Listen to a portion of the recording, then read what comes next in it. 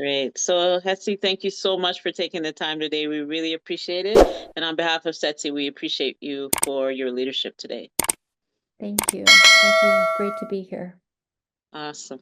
So, as always, we begin by acknowledging the original stewards of the various lands that we are on. We acknowledge our ancestors. We acknowledge all those who toiled without compassion or compensation. We acknowledge all the elders and community stalwarts whose shoulders we stand on as we build, share, learn together for our collective liberation and sovereignty. So, if you can please do us the honors by introducing yourself to our listeners and viewers and tell us about your amazing work. Okay. My name is Hessie Jones, and I do a bunch of things. So I kind of juggle my day, my week among different aspects. I am the technology manager, innovations manager at Altitude Accelerator. And I'm also one of the co-founding members of PISA, which is a privacy startup that it stands for Personally Identifiable Information Standards Architecture, and it's essentially a startup that identifies, detects, and remediates personal information in language models. So I do that on the side. I'm also a member of the board of Women in AI Ethics, and a lot of the work that I do is helping to elevate the voices of women when it comes to artificial intelligence and tackling areas specifically when it comes to the impacts on humanity. So data privacy, commercial roles and rights, um, so bias, ethics, safety, alignment. Those are the things that are important, and we typically try to ensure that the voices of women are the ones that don't normally speak in panels, like in stages around the world. They're the ones that are doing the great work, but they need to be also recognized. That's awesome and so needed in this day and time when AI is just coming rapidly, and that actually touches a soft spot for me too, because there's a lot of women globally who are born entrepreneurs that can take their business to another level, and especially in the climate that we're in right now, which is the digital age, and some not they don't even have a social media, but their products Right. are pristine, and really need to get out there in the world. So that's amazing. Kudos to that. That's awesome. Thank you. So Thank you. you're welcome. So can you articulate like your personal mission and vision, and like what inspires you about the work you do? So my age is a factor of the work that I do. And I've been let's say, a marketer my whole life, ever since I graduated. Like I worked at tech platforms, I worked in startup. And I think a culmination of all those experiences has inspired me to not only focus on innovation work, but really focus on the impacts and the potential pitfalls of technology, because I've seen it personally myself.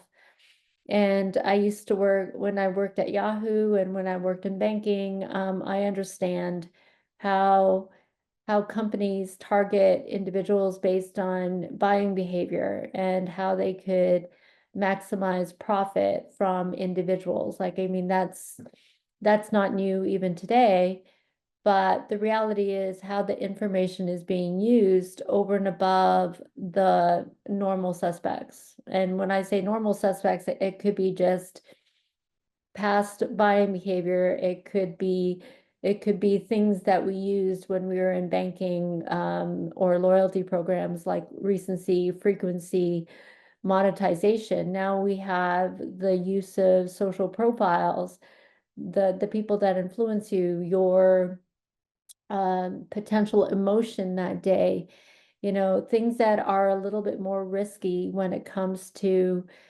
usage of personal data. So I've decided that, at some point in time, we need to draw the line between the information that we should have and the information that we do have. And we can't use it all, nor should we. And there should be an element of self-determination and control so that you and I as individuals can decide who gets to use our information and for what purpose. That's right. So important. Absolutely. So tell me, what challenges or barriers have you faced in your work, and how were you able to overcome them? The barriers continue to subsist, partly because, as we know, we live in a capitalist society. So right now there's an AI race that's happening. Sometimes I think it's a race to the bottom, but there's also a handful of organizations that actually subsist within this space. Here in the US, in the US as well as China, everybody wants to own AI. And there are only a few organizations that not only have the ability and the resources to develop large language models that will be used by everyone, but also the compute power. And that is a big stumbling block. And what happens is that once they control all that, they control the world. And the unfortunate piece of this is that startup organizations are hampered because the it impacts their innovation. It impacts the kinds of things that we bring out into the forefront. And the rules and the data sets and how those data sets are mined, the APIs, um, there is no room for change if you continue to, I guess, patronize the same technologies or organizations that make it available for everybody. And so if anybody tries to to develop their own, then they're vulnerable to acquisition and they could be shut down from that perspective. We've seen that time and time again. When it comes to ethics, it's becoming a lot more mainstream, which is a great thing. We started the Women in AI Ethics in 2018. Mia Shah-Dand what is the founder of Lighthouse 3 and Women in AI Ethics. And back then, we already saw some of the issues that came out of these models. And wasn't only us that were calling them out, that there are many people. The nice thing about it is that ethics from a technology perspective is now seen in curriculums. It's now seen as a certificate or a degree that you can go towards. It's now seen as best practices in many organizations. I would say informally. I'm trying to build one as well. And recently, we actually sat with the the Consulate General of Canada in New York, and following our Women in AI Ethics Responsible Tech Ecosystem Summit, we talked to him about some of the issues when it comes to safety and alignment and bias and how a lot of those could be mitigated. So in some respects, our voices were heard, and he's going to aggregate, I guess, a lot of the notes and put it towards potential policy. Now that's a great step forward. Unfortunately, the Liberal government is in the throes of change. So whether or not the progressive conservatives take something like this up in after the next election is, we'll see. Yeah, that's the key. We'll see. Mhm. Especially, knowing which party is coming in next and what rules or regulations and things that they're going to implement into the space as well. I know it can be, um, a big question mark in our minds Mhm. right now, but we have to stay hopeful for sure. So, so any new things, any key priorities that you're working on currently? Well, I continue to write, and so I write for Forbes. I write for Grit Daily. I also I was formerly an editor with towards data science, and I'm continuing to interview many companies. to understand not only their technology, but also understand the impacts of their technology. I've started actually trying to interrogate and determine exactly what's under the hood and ask the hard questions about who is this technology for? Why have you developed it? What have been some of the outcomes? What are you learning about it? We may not be able to see the model, but we'll be able to see the outcomes. So before I agree to interview them and publish any of their works, I want to actually do my best to understand exactly, their intentions for what they're building. A few things that I'm also working on, I just had an interview with a few organizations, and they're startup organizations that are in Israel. And the nice thing about these organizations is that they are trying to promote unity through entrepreneurship. And so every single one of these organizations have 50% Palestinian, 50% Israeli. And they're working towards common goals through technology, just developing solutions amidst the war in Gaza, amidst the politics around, the hate and the anger that subsists between the two cultures. And yet the three organizations that I spoke to, they're making it work. And the people that make up their membership, they're making it work. And they respect each other, and they're a model, from my perspective, for the future when it comes to being able to understand and hear each other's side and still be respectful of where they came from and still call each other friends. Right. And that's so beautiful, because that's what we're working towards. That's why we're working the way that we're working. Because I've said this in previous interviews, is that we may not see the change in our lifetime, but we are planting the seeds. And that is so critical, because I do see a world. And actually, let me get to the next question for you then. How do you feel about the future of social impact in Canada? Because that's how I feel that the new generation will continue on what we're doing. But please answer that if you may. Yeah, I think the leadership has to change. I think the leadership has to be, I guess, if there's a way to say this, less political. But I think the issues that we're seeing today are almost insurmountable. We have wars that are happening. We have disparities in societies that are happening. We have climate change that supersedes that. And I mean, what I was talking to my husband about was, who's going to get us first? Each other or Mother Nature? Like, Mother Nature could definitely wipe us all out, and maybe that'll be a saving grace for the rest of us.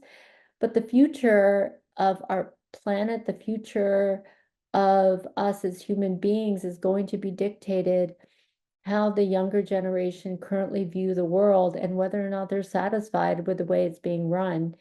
And the only thing that we can do as parents and as teachers and people who have seen it happen and have contributed to what's happened today, is to guide them and give them the room to make the change.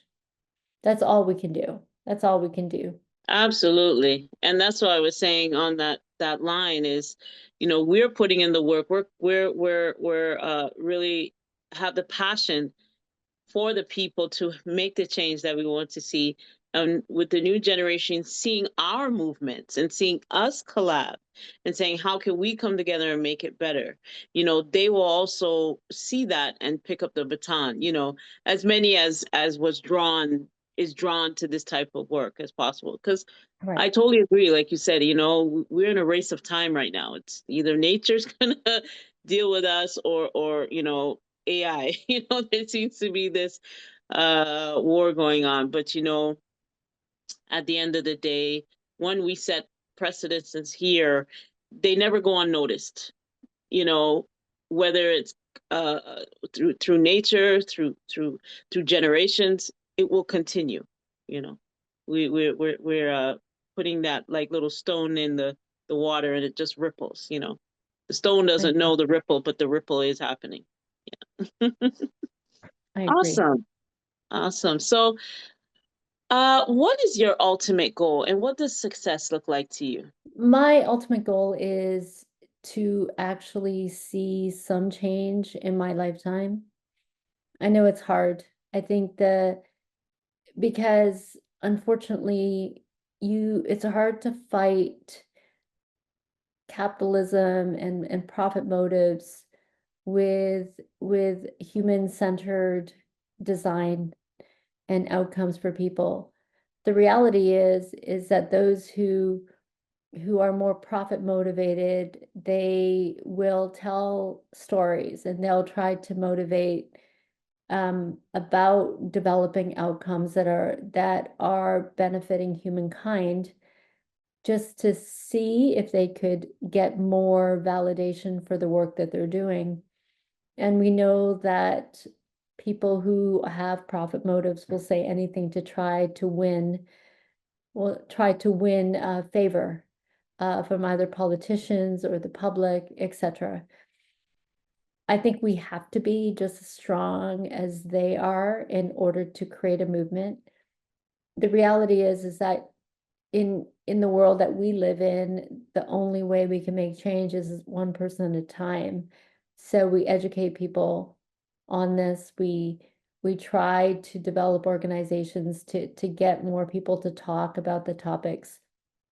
And the most important thing is how we ourselves can attract investment to be able to combat a lot of those profit motives and develop stronger voices, stronger governance, stronger communities for ourselves and for the public who needs advocacy for the next generation and for the current generation as well. Awesome. Wow. Well, you know, I see we really appreciate all that you do. Like I said, we've been on panels before and we will continue. We will continue to come together because that's the key to systems change. You know, we know the governmental aspect of it and the uncertainty you know, uh, coming to pass. You know, we don't know which side of the wing that the bird will be on, but we do know one thing for sure is that as long as we keep coming together, keep collaborating and making the change, then you know things have to manifest the way we want it to be because it's already in the mind and the mind will manifest it into reality when we come together because Mhm. there's an old African proverb that says if you want to go fast, go alone, but if you want to go far, go together, right? Yeah, So that's a yes, great it's quote. awesome. So Hesse, we thank you so much for all you do. We'll Thank you. definitely be connecting with you soon. And again, on behalf of Setsi, we appreciate your leadership. I appreciate it. I appreciate you Awesome. too. Thank you so much. You're welcome. So we will close the way that we began by acknowledging the original stewards of the various lands that we are on. We acknowledge our ancestors. We acknowledge all those who toiled without compassion or compensation. We acknowledge all the elders and community stalwarts whose shoulders we stand on as we build, share, learn together for our collective liberation and sovereignty. So once again, thank you so much, and we'll be in touch. Appreciate it. Thank you, Matt. All right, take care. Bye-bye. Bye bye.